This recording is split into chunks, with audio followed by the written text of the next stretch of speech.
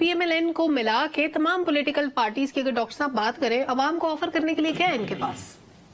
सलमा, आप बड़ा सख्त किस्म के सवाल कर देती हैं कि उन पार्टी से पूछें। हाँ। आप देखिए 78 दिन रह गए हैं इलेक्शंस को, हाँ। 78 डेज, और इस वक्त पाकिस्तान के दो सबसे बड़े प्रॉब्लम्स हैं। हाँ। 24 करोड़ पाकिस्तानियों का प्रॉब्लम है महंगाई का। 42% हुकूमत के अदाद शुमार बता रहे हैं कि महंगाई हो गई।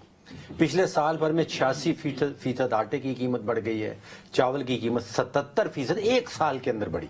ये प्रॉब्लम है। दूसरा सबसे बड़ा प्रॉब्लम है दहशतगर्दी का। साल भर में कोई 120% इजाफा हुआ है दहशतगर्दी के इंसिडेंट्स में। रोज के 2-3 फौजी हमारे शहीद हो रहे हैं रोजाना की बुनियाद। हमारे फौजी शहीद अच्छा, अब आपने वो पार्टी का जिक्र किया, एहतशाम साहब ने फैक्ट्स का जिक्र किया, तलखी का जिक्र किया।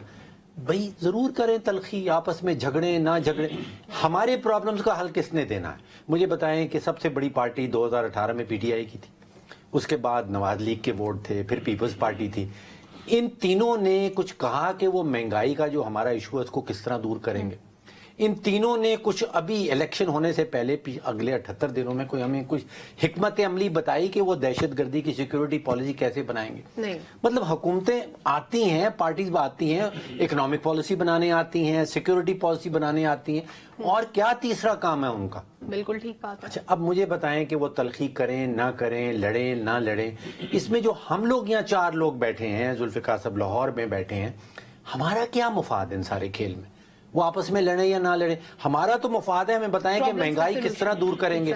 हमारा प्रॉब्लम ये है कि वो दहशतगर्दी है मुल्क में, उसको किस तरह दूर करेंगे। डॉक्टर साहब, PDM इलेक्शन आ जाएगा। 16 माह की PDM की जब पार्टियां आई थी तो उन्होंने सब ने दावा किया था कि इकोनॉमी ठीक करने का हमारे पास सोल्यूशन है, हम अब महंगाई को हम खत्म करके दिखाएंगे।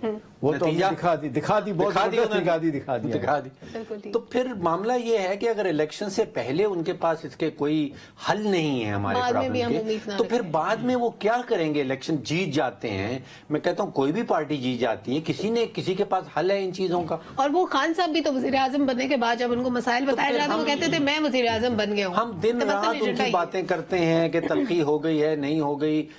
इसमें हमारा क्या खेल है? हमारा इंटरेस्ट क्या है? 24 करोड़ पाकिस्तानियों को मुफाद क्या है सारे खेल? एग्जैक्टली। बिल्कुल अलहदा हो गई। हमने देखा कि SIFC के बाद जो इनिशिएटिव्स लिए गए मईशत को इस्तेकाम की तरफ लाने के लिए या बचाने के लिए, उसके हमने फ्रूटफुल नताइज भी देखे। आपके ख्याल में क्या हमारी मईशत को सियासत से अलहदा करने का फायदा हुआ? देखिए, अभी एहतशाम साहब ने कहा राइटिंग ऑन द वॉल, ये this is another writing on the wall जिससे हमें सबक सीखना चाहिए। पिछले कुछ माह से हमारे पास एक गैर सियासी हुकूमत है, और मैं समझता हूँ बहुत सारे माशी फैसले जो हैं वो सियासी एजेंडे के तहत नहीं किए जा रहे, सियासी असर रसूख नहीं है। आप सोचिए कि एक टॉप लेवल पे हमारे सियासतदान बैठते हैं, उनके नीचे पूरी हुकूमती मशीनरी, सेक्रेटरी है, डिप्टी सेक्रेटरी हैं, जॉइंट सेक्रेटरीज हैं।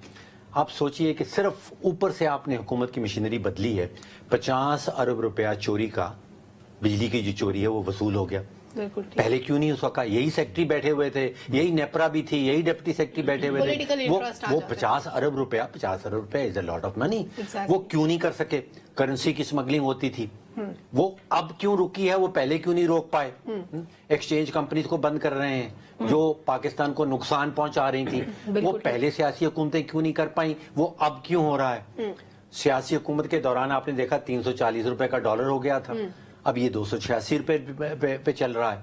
तो ये सारे मामलात हैं, इससे कोई सबक सीख लें हम, और किसी तरह अपने सियासतदानों को मजबूर कर दें कि वो तलखियां तो करते रहें अपने सियासी हरीफों के साथ, हमारे जो इंटरेस्ट हैं उन पे कॉम्प्रोमाइज ना करें, उनके ऊपर फोकस तो करें। कॉम्प्रोमाइज तो दूर की बात है, उस पे फोकस करें। हमें कोई सोल्यूशन बताएं, हमें बताएं कि हमारी महंगाई का बोझ किस तरह दूर करना है, हमें बताएं कि जो दहशतगर्दी इतनी तेजी से बढ़ रही है इसके पास उनके पास क्या हिकमत अमली है। अवाम को अपने आइंदा